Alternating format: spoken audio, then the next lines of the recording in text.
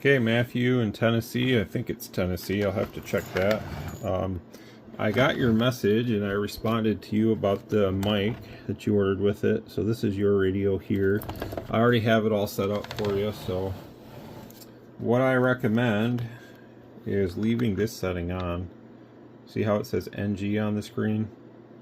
I recommend leaving that noise gate function on. What that'll do is help cut down maybe on a little bit of background noise. Also, if you're going to use this in the semi, normally I would say run it, you see where the little indentation is on that? Line that up around that V on volume. In your case, probably I would run it a little less. You can leave the mic gain all the way up on the radio. Now the mic gain on this one, you hold function. This is your mic gain. It goes actually goes off, and then it starts at 1 to 63. You can leave that all the way up. That's not going to hurt anything. I would control your incoming audio from this slider. And you might say, well, man, that's down low, but it's still going to pick up audio. You just have to talk closer to the mic is all now. So it's not gonna pick up audio. If I put this down at the table, let me back that up a little bit. If I set this down on the table, it is picking up my voice a little bit, but not by much. If I turn it up more, you can see that spectrum analyzer kind of come to life, and it's picking up my voice a lot more. If I turn it up even more than that, then it becomes like, well, if you have a noisy background, you're probably going to pick it all up. So again, you're probably in the situation, you're probably better off just running it kind of low. You'll figure out where the mic gain kind of starts, because if you shut this to minimum, you're not going to have any talking power. So just a little bit, just crack it open, and then just kind of talk normally into the mic like you would any other mic, and it's going to pick you up just fine. So that's my recommendation there. Leave that noise gate setting on, as well as you know, run that mic kind of down.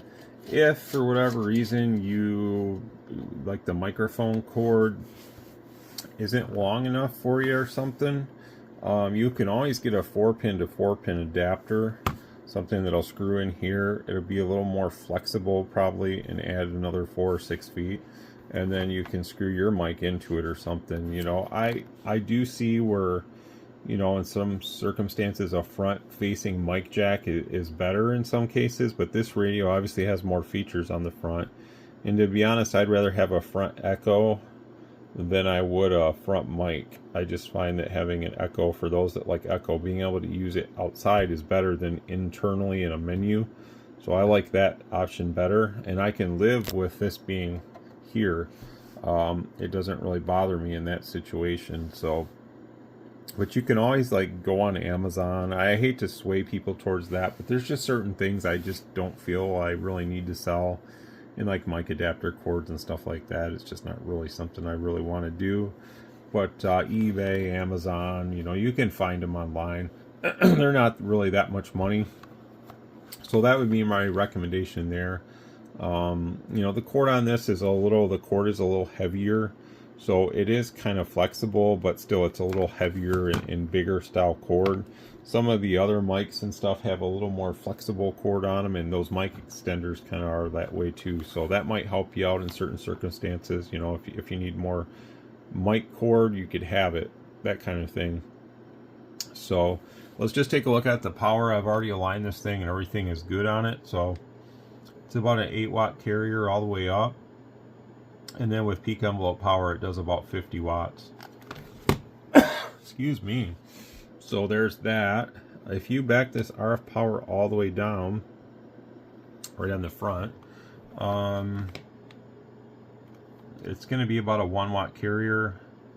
And then depending on, you know, what you say and how you say it and stuff like that, the peak power kind of is a little less consistent this way. But you can see the radio does still have quite a bit of that punch that a lot of guys are looking for. So, you know, it's not one of these radios that's going to do like 1 swinging 4 on PEP. So some guys don't like that. I can go either way with it. They both have good quality audio. The other radios that don't do as much on the PEP, but I understand a lot of guys like this way better. So, you know, I'm kind of on the fence either way. I can go both ways. So that's how I feel about that. Sideband on this with the power down, it's going to do I think like 3 or 4 watts. 1 2 3 1 2 3, and then all the way up on it.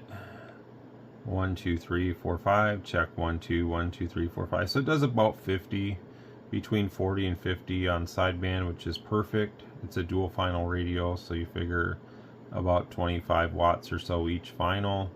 You don't want to really do any more than that. It's not really needed.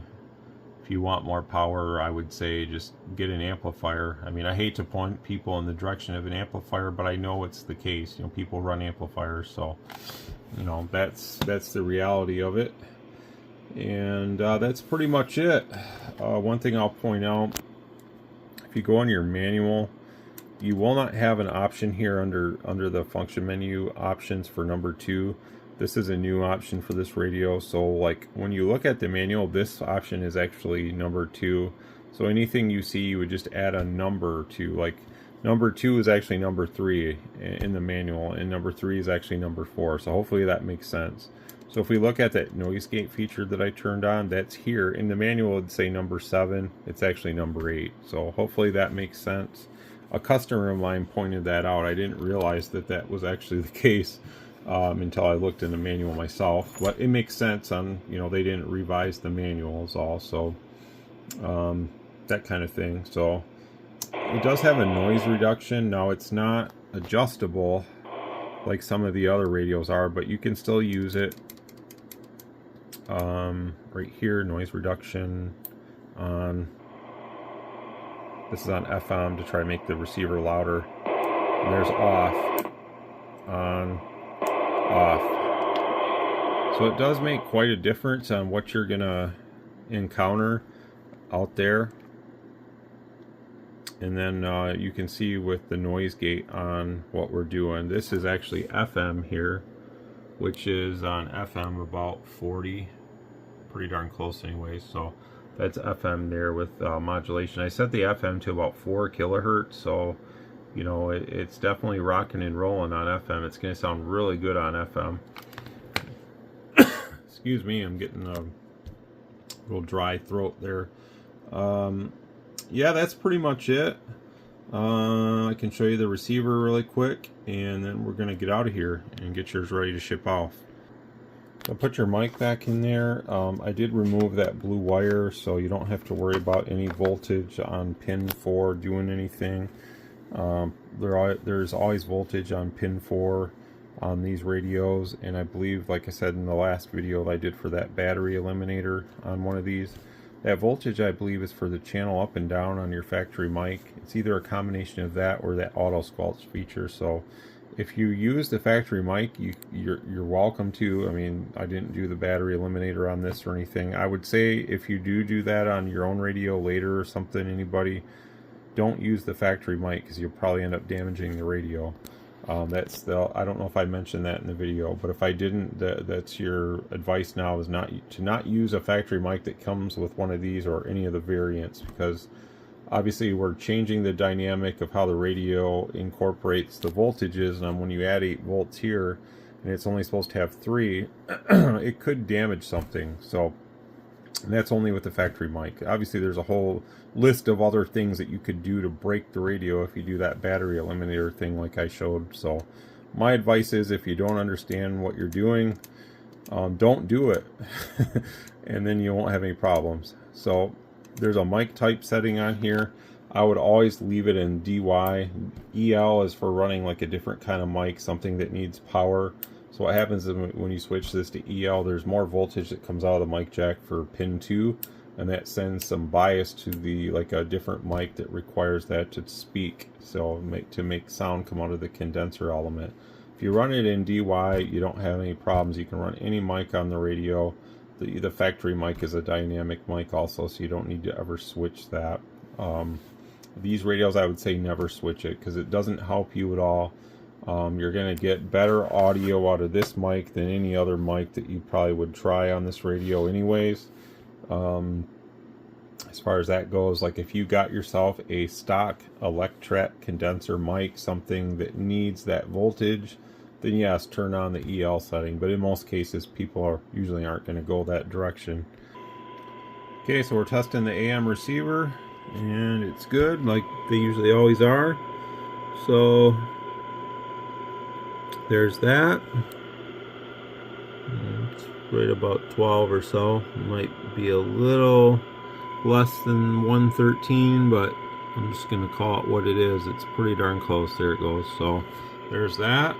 We'll go to upper sideband now, and we'll dial that up to the right offset. Whoop. And now we'll lower the sensitivity. I'm sorry, we'll lower the signal. And then we'll read the sensitivity up top on the other meter. There's about 128. We always want to take our determination at about -12 there. Whoops, it's going kind of fuzzy on us. So, yep, it's working good. And we can confidently say that the receiver is working good. And we shouldn't have any problems hearing anybody, barring that you give it a good antenna that has a good SWR for the frequency that you're using. So obviously we know that this radio can go to other bands and stuff like that, amateur frequencies and all that stuff. So the farther you go away, if you're using like a CB antenna on this, the farther you go away from the CB band, the less likely that your SWR is going to stay, I like to say, below at least a 2-to-1, which will also severely impact what you hear, because as you move away from the desired frequency range of the antenna, the receiver also suffers, so you'll hear less. You'll still hear stuff, but you just won't hear as much. So there's my spiel on that. And I appreciate your order. I'm going to get this sent off to you tomorrow. So that's your mic. Hopefully I answered your question. You can watch the video. And it does come with a PC programming cable. If anyone needs the software, I need to go back on my website and put a downloadable link to the software. I think I used to have one. I'm not sure if it's still there. But if you need the software, send me an email. I'll do my best to get it to you. But it does come with a PC programming cable also. 73.